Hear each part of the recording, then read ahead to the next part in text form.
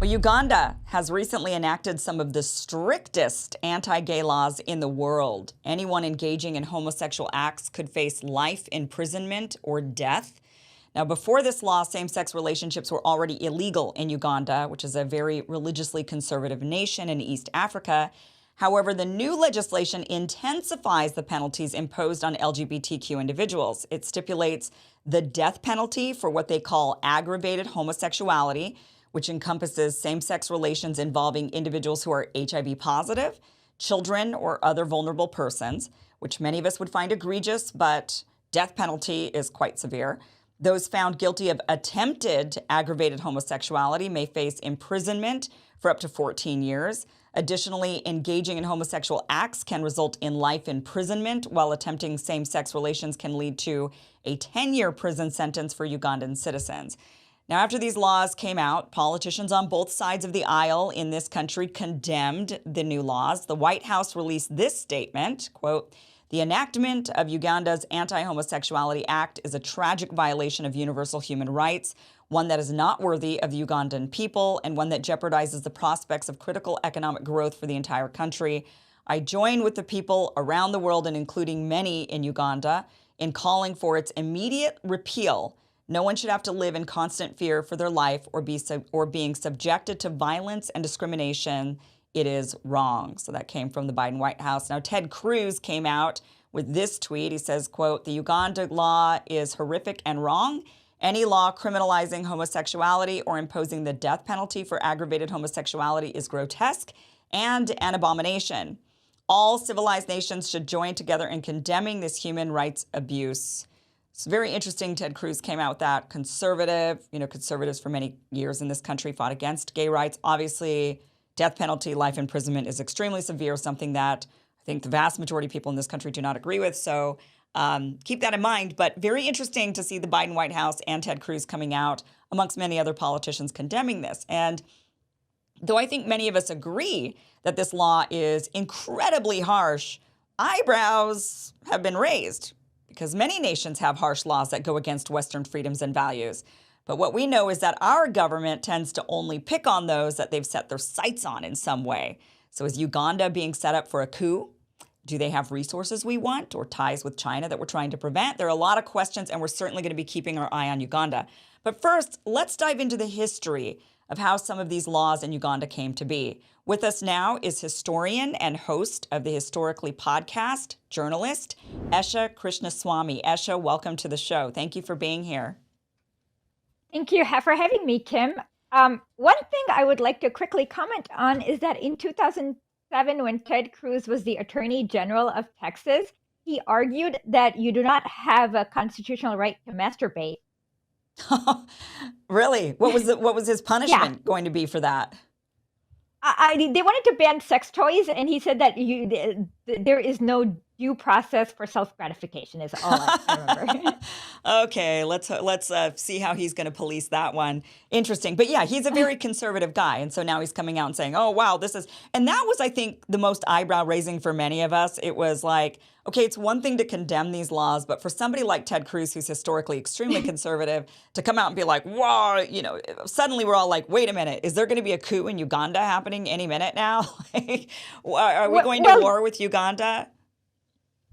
There are elections next year, and the Ugandan government has done some things that have displeased the West. For example, they have had a weapons deal with Russia where they're going to buy weapons from Russia and also have some Russians do training for Ugandan soldiers, and that clearly has displeased the White House. And they are definitely involved in the Belt and Road Initiative. So my guess is it definitely has more to do with that than any human rights issue.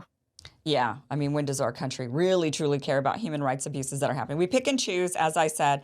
So you wrote you've written a piece that you've published titled The Hand of God in Uganda on historically.net, going over how Uganda came to be this really ultra-conservative nation that is wanting to pass laws like these. Because obviously these are not really economic laws. These are very moral, religious laws. So walk us through, because you point the finger at some Americans and NGOs. Walk us through how Uganda got to this place, how this law came to be. Okay, so the first thing is that in 1994, the World Bank had a structural adjustment program where before Uganda used to have public hospitals and then they privatized it. So, because of this, a whole explosion of NGOs came on the scene. And the best financed ones are, of course, the conservative Christian ones, like the ones with Betsy DeVos's NGO and so on, and especially this one NGO called IRD, which is also a think tank. And they flooded the money, but they also did provide essential services like hospitals, schools, etc., orphanages, and things like that. But they had an ulterior ideology. But then, also thanks to the World Bank's structural adjustment programs, Uganda's a lot of the factories and industry went out of business in the 90s, and a lot of women who used to have stable jobs working at a coffee factory now had to kind of be the only thing they had to do was be prostitutes, and that increased the spread of AIDS. And so by 1998, Uganda had a population of about like maybe 17 million, but there were 1 million people with HIV. And Wow. now comes the retrovirals. The retrovirals came around, the reliable ones came around 1995. And unfortunately for them, they used to cost $18,000 a year. And the average Ugandan makes less than $1,000 a year. So these were completely unaffordable and people were dying by the millions. So at this point, what happened is that South Africa in 1998 said, hey, we don't want to follow pharmaceutical patents because our people are dying. We're going to manufacture our own drug. And Bill Clinton threatened to sanction them. But then in 2001, there was the Doha Declaration where, because of the extreme activism, a lot of people said, hey, we don't think these AIDS drugs should be patented and cost an arm and a leg. And this is when the pharmaceutical company lobbied with President Bush to create what is PEPFAR. So PEPFAR is a program that gives antiretroviral drugs to people in Africa. But the way it's different from other aid program is that they don't give it to governments like before. Like other aid programs would give it to the Ugandan government. Here, they only deal with Western NGOs. And within PEPFAR, there is a provision for faith-based abstinence-only education for prevention. And this meant a lot of these NGOs, like the ones with Scotland, that are absolutely bigoted, ended up getting USAID money in order to do it in Uganda. And with these NGOs came two very influential pastors. One is Scott Lively, and the other is Rick Warren. And from 2002 onwards, they started pouring lots of money into lobbying for these anti-gay laws. And in 2009, they actually had an entire, they invited the entire Ugandan parliament to promote these laws, and they lied and they said that they were like experts on homosexuality and experts on HIV, and they literally like tied homosexuality to HIV. But in Africa, it's completely different because most HIV patients in Africa are heterosexual between the ages of 20 and 40. So it was not applicable there. But then they lobbied and they spent an enormous amount of money. And literally 1 month later, the Ugandan parliament came out with the first iteration of the law. And Scott Lively actually bragged about how he had a nuclear attack against the gay agenda in Uganda. So this was, and then they continue to own media channels. They have education institutes, so they saturate the entire media education system and warped it around their agenda.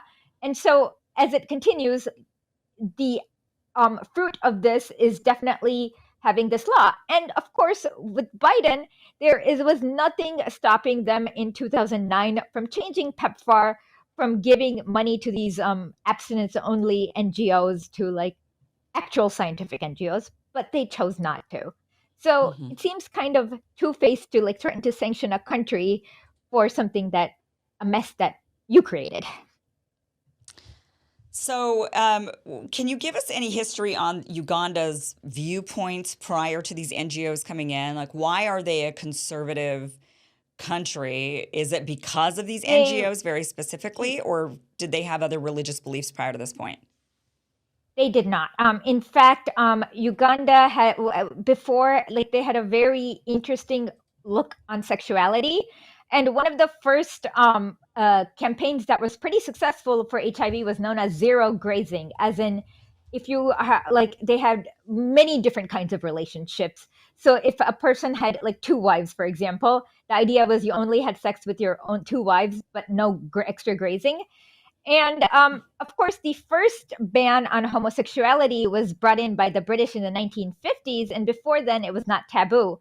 And in fact, there's a 2007 case in Uganda that actually ruled the opposite of what these laws do. They actually ruled that sexuality is a fundamental right. So this was purely brought on by these extreme far right Christian NGOs that were given money by the United States Agency for International Development. Wow. And this started when? What year did they start coming in and infiltrating Uganda with their ideas? Oh, for the 1995 was where they began, but then Okay. but they were setting up structures like schools and hospitals and churches for influence. 2003 is when they began their political campaign, and that was the year that they started getting the PEPFAR money. Okay. So 20 years they've been indoctrinating the population essentially. And you're saying that the way Yeah. they were able to indoctrinate so effectively is because they provided other resources.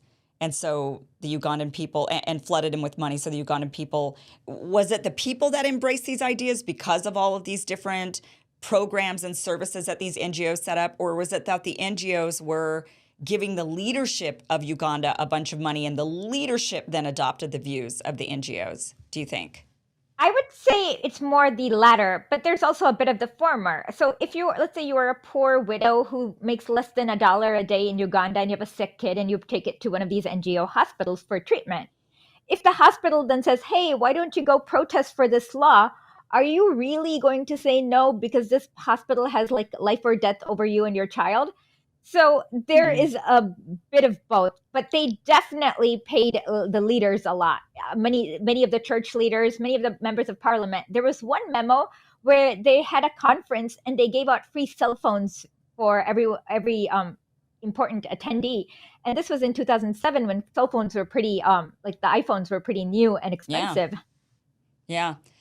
Why do you think these NGOs targeted Uganda of all places? Was it just because this is where they could get money and work? I mean, was it like a jobs thing where these NGOs are like, well, we need a job.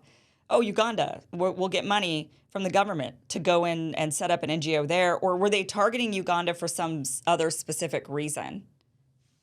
I think Uganda is a small country. So if they tried to do it in South Africa, or in Nigeria, which has a much bigger, which they are trying, like they're not successful. Uganda is the country where they were successful. They were also successful in Zambia and Mozambique too. Also, they tried some stuff in Eastern Europe, like Latvia, Lithuania, and even here in Russia. Oh, So okay. but Uganda was the place where they ended up made the biggest headlines because they were the most successful there. So you're saying they tried this all over Africa. Do you think that they have, when these NGOs set up and there's these, really religious organizations, do you think that they really truly are doing it because they feel like God is speaking to me? I've got to go and I've got to convert these people to the right way of, the morality or whatever. Or do you think they do it because they're motivated by the money that they're getting as NGOs to do, do you think it's like a morality or monetary motivation? It's I know both. it's hard to Of say. course, when you ask people who work in these NGOs, they always say Jesus called me to Uganda. For Right. tomorrow's article, I will talk about one of the most egregious NGOs where this woman goes in who has no medical degree and ends up like doing all sorts of horrific procedures on Ugandan children. But they all say that, so it's kind of hard to question that motivation. But having the money allows them to gives them the power to enact their agenda.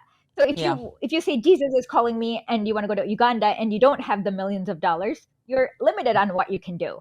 So I think sure. that's what it is.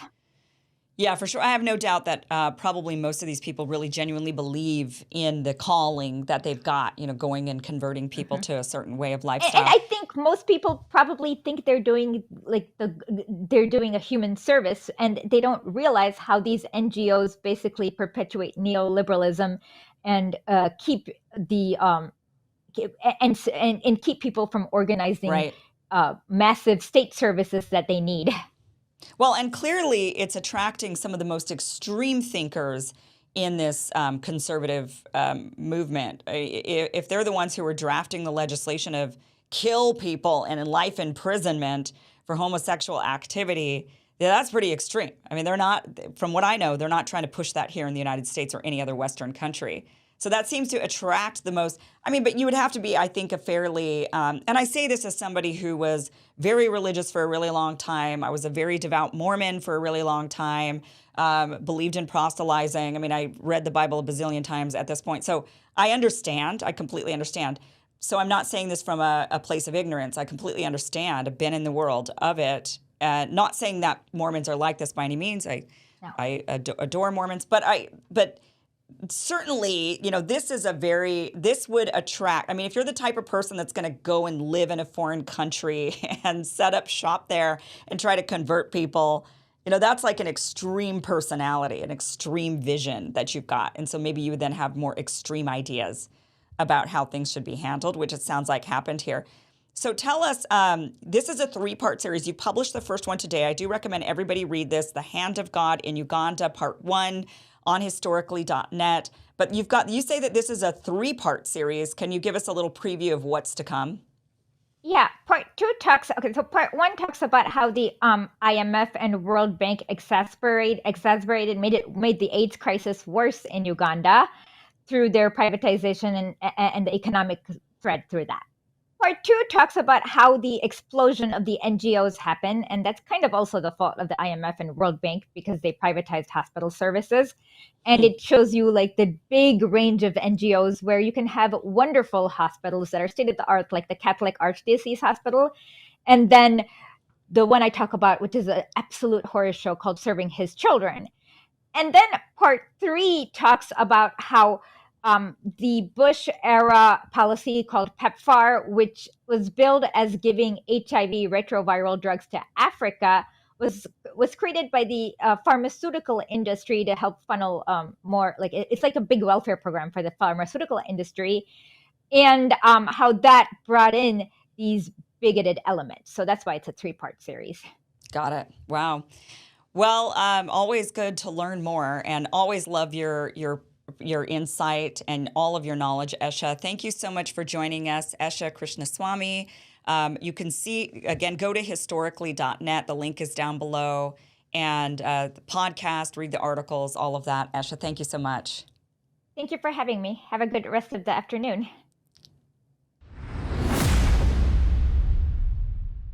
Well, we keep seeing in the news Saudi Arabia meeting with leaders shunned by the U.S., like Venezuela's Maduro, and welcoming an Iranian embassy. And they're now discussing allowing oil to be traded using Chinese currency rather than the U.S. dollar. The reality is the dollar is losing its place as the world currency. And this has many people concerned about the value of their investment funds. The fact is, there's one asset that has withstood economic upheaval and has a history of being incredibly stable: gold. And you can own it in a tax-sheltered retirement account with the help of Birch Gold. That's right, Birch Gold will help you convert an existing IRA or 401k, maybe from a previous employer, into an IRA in gold. And the best part, you don't pay a penny out of pocket. Just visit birchgold.com/Kim for your free info kit. They're going to hold your hand through the whole process. Birch Gold has an A+ rating with the Better Business Bureau, thousands of happy customers. So visit birchgold.com/Kim to get your free info kit on gold. Again, visit birchgold.com/Kim.